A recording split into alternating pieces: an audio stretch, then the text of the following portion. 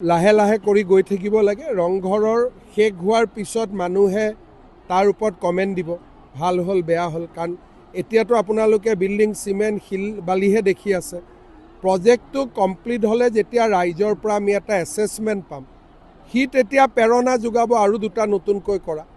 কিন্তু এটা কাম কৰি শেষ নহওঁতে দুটা তিনিটা হাতত ল'লে লাষ্টত দুই তিনিটা একেলগে বেয়া হৈ যাব পাৰে। ধৰক ৰংঘৰটো কিবা কাৰণত বেয়া হ'ল, তাৰ পৰা শিক্ষা লৈ আমি তলাতল কৰিব লাগিব। যদি ৰংঘৰ তলাতল দুইটাই হাতত লয়, দুইটাই বেয়া হৈ যায়, শিক্ষাও ল'ব নোৱাৰিব।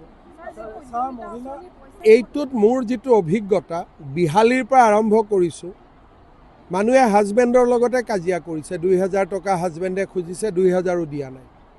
কিন্তু ইমান ডাঙৰ আঁচনি এখনত 32 লাখ মহিলাৰ 32 লাখেই ভাল কৰি ব্যৱহাৰ কৰিব, সেইটো আমি নাভাবোঁ। আমি ভাবোঁ 50%ও যদি ভাল কৰি ব্যৱহাৰ কৰে, তথাপিতো বহুতখিনি উন্নত হ'ব।